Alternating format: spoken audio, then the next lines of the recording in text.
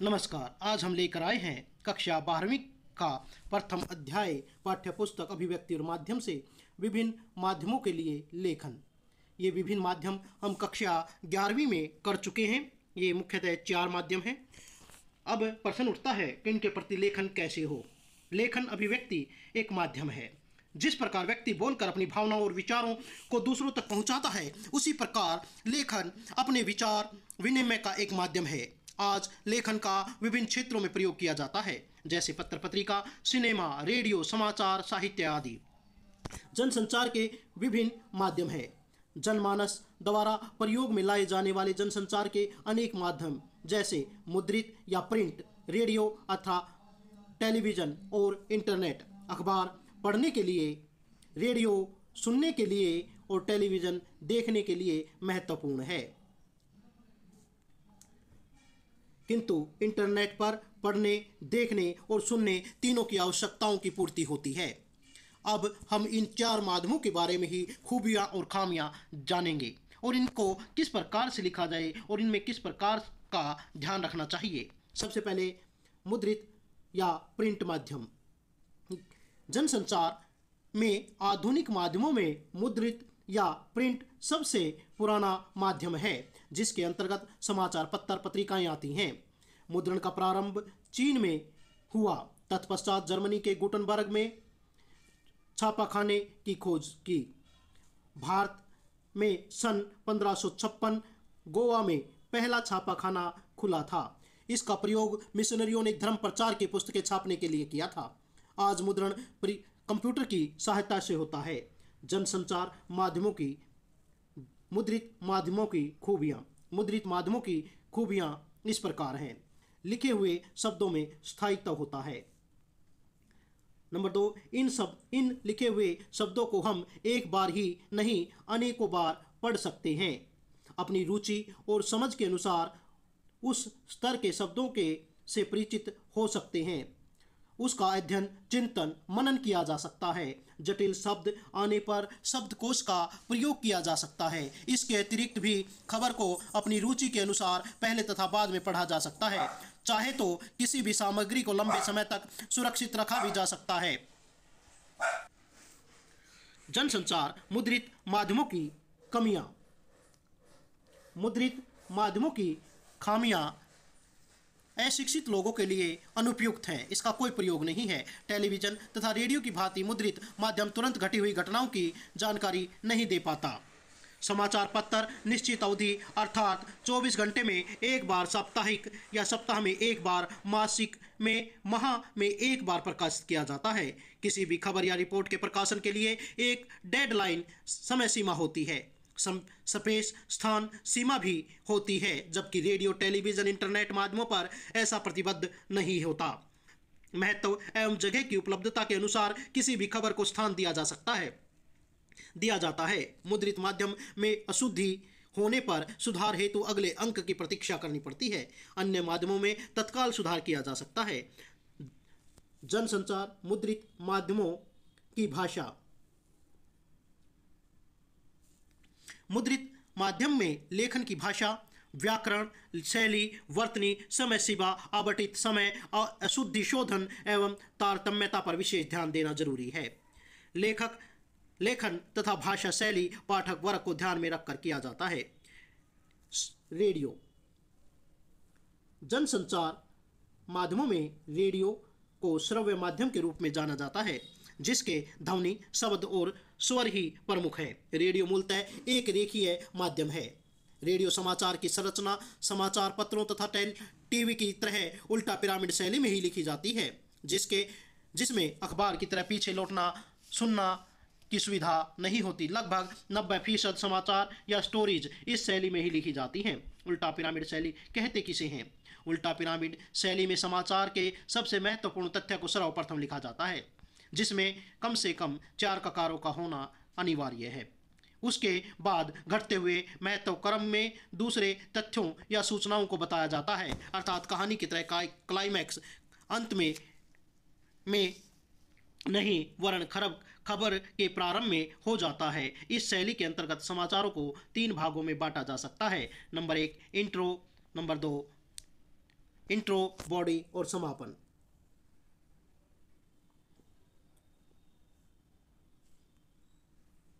Intro समाचार का मुख्य भाग होता है। इसमें कम से कम 6 ककारों का प्रयोग होता है। बॉडी घटते हुए क्रम में खबर को विस्तार से लिखा जाता है। समापन अधिक महत्वपूर्ण न होने पर अथवा स्पेस न होने पर इसे काट कर छोटा भी किया जा सकता है। समाचार लेखन की बुनियादी बातें: साफ सुथरी टाइप की हुई कॉपी ट्रिपल स्पेस में टाइप करते हुए दोनों ओर हाशिए छोड़े जाएं। एक पंक्ति में 12 से 13 शब्दों से अधिक ना हो। पंक्ति के अंत में विभाजित शब्द का प्रयोग ना करें। समाचार कॉपी में जटिल एवं संक्षिप्त आकार का प्रयोग ना करें। लंबे अंकों को तथा दिनांक को शब्दों में लिखा जाए। निम्नलिखित क्रमांक, अधो हस्ताक्षरी, किंतु, लेकिन, उपर्युक्त, पूर्वक जैसे शब्दों का प्रयोग नहीं करना चाहिए। वर्तनी का पर विशेष ध्यान दें। समाचार लेखन की भाषा को प्रभावी बनाने के लिए आम बोलचाल की भाषा का ही प्रयोग करें। टेलीविज़न। टेलीविज़न जनसंचार का दृश्य श्रव्य माध्यम है। इसमें दिखाई भी देता है और सुनाई भी देता है। यह भी रेडियो की भांति एक रेखीय माध्यम है। टेलीविज़न में शब्दों व ध्वनियों की अपेक्षा दृश्यों का महत्व अधिक होता है। इसमें दृश्य शब्दों के अनुरूप उनके सहयोगी के रूप में चलते हैं। इसमें कम से कम शब्दों में अधिक से अधिक खबर बताने की शैली का प्रयोग किया जाता है। अतः टेलीविज़न में समाचार लेखन की प्रमुख शर्त दृश्य के साथ लेखन है। टेलीविज़न की खबरों के मुख्य चरण: प्रिंट और रेडियो की भांति टेलीविज़न समाचार देने का मुख्य आधार सूचना देना है। टेलीविज़न में यह सूचना 7 चरणों में होकर गुजरती है। सबसे पहले है फ्लैशबैक। फ्लैशबैक का अर्थ होता है कि जब खबर स्टूडियो में पूरी तरह से नहीं पहुंचती, उसकी सूचना मात्र मिलती है, उसे टीवी पर फ्लैश करके शब्द के रूप में लिखकर दिखाया जाता है। Dry anchor. जब सूचना पूरी तरह से नहीं मिलती, एंकर बोलकर अपने मुंह से दर्शकों को बताता है। इसे फोन ड्राई एंकर कहते हैं। Phone in. घटनास्थल से पत्रकार फोन के माध्यम से सूचना देता है। आपने कई बार टीवी पर फोन रिसीवर के माध्यम से आवाज़ सुनी होगी, जो घटनास्थल पर उपस्थित होकर स्टूडियो में उन सूचनाओं को भेजता है और उन सूचनाओं को सीधा दर्शकों तक पहुंचा जाता है। इसे कहते हैं phone in. Anchor visual. Anchor के पास विजुअल और दृश्य आने पर वह दृश्यों के साथ इसको भेजता है। इसे एंकर विजुअल कहते हैं। घटनास्थल पर उपस्थित लोगों के द्वारा उनके मंतव्य, घटना की सूचना दी जाती है। घटना कैसे घटित हुई, इसे एंकर बाइट कहा जाता है। और लाइव।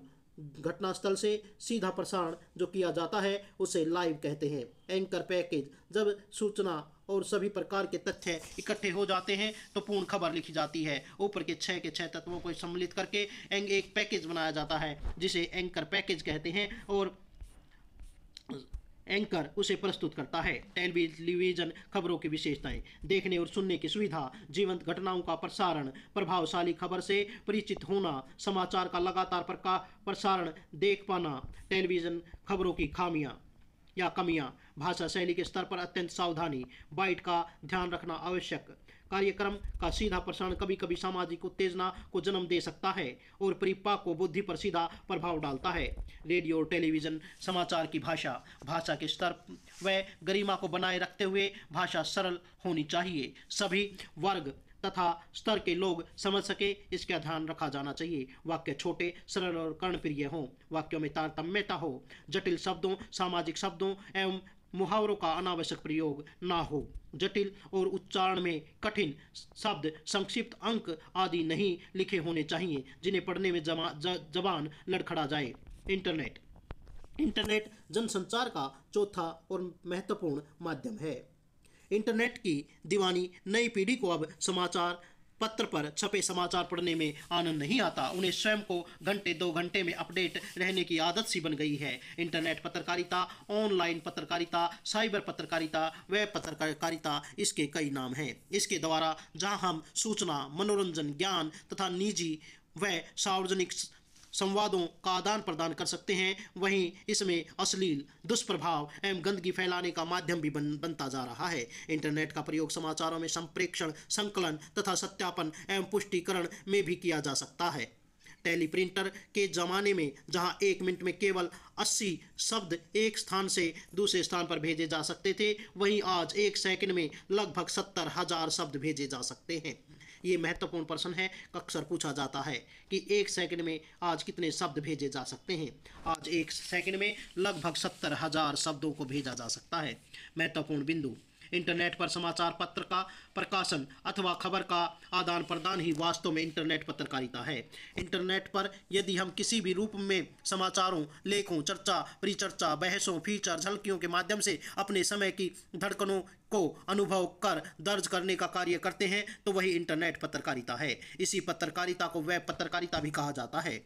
इस समय विश्व स्तर पर इंटरनेट पत्रकारिता का तीसरा दौर चल रहा है, जबकि भारत में यह दूसरा माना जाता है। भारत के लिए पहला दौर 1993 और दूसरा दौर 2003 से माना जा रहा है। भारत में सच्चे अर्थों में यदि कोई पत्रकारिता कर रहा है तो वो है इंडिया इन्फो लाइन तथा सीफी जैसी कुछ साइटें। रेडिफ को भारत की पहली साइट कहा जा सकता है। वेबसाइट पर विशुद्ध पत्रकारिता करने का श्रेय तहलका.com को जाता है।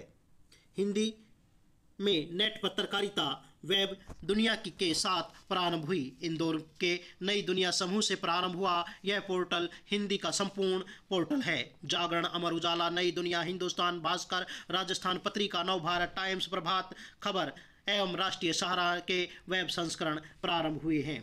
प्रभात साक्षी एकमात्र ऐसा अखबार है जिसे प्रिंट के रूप में नहीं देखा जाता, बल्कि यह केवल इंटरनेट पर उपलब्ध है। ये भी महत्वपूर्ण प्रश्न बनता है कि वह अखबार कौन सा है जो प्रिंट पर नहीं बल्कि सिर्फ इंटरनेट पर ही उपलब्ध होता है। वह है प्रभात साक्षी। आज पत्रकारिता के अनुसार श्रेष्ठ साइट BBC है। हिंदी वेब जगत में आज अनेक साहित्यिक पत्रिकाएं चल रही हैं। कुल मिलाकर हिंदी की वेब पत्रकारिता अभी अपने शैशव काल में ही है। सबसे बड़ी समस्या हिंदी के फ़ॉन्ट की है। अभी हमारे पास हिंदी की कोई कीबोर्ड नहीं है। जब तक हिंदी के कीबोर्ड का मानकीकरण नहीं हो जाता तब तक इस समस्या को दूर नहीं किया जा सकता। वीडियो अच्छा लगे लाइक, शेयर और सब्सक्राइब अवश्य करें।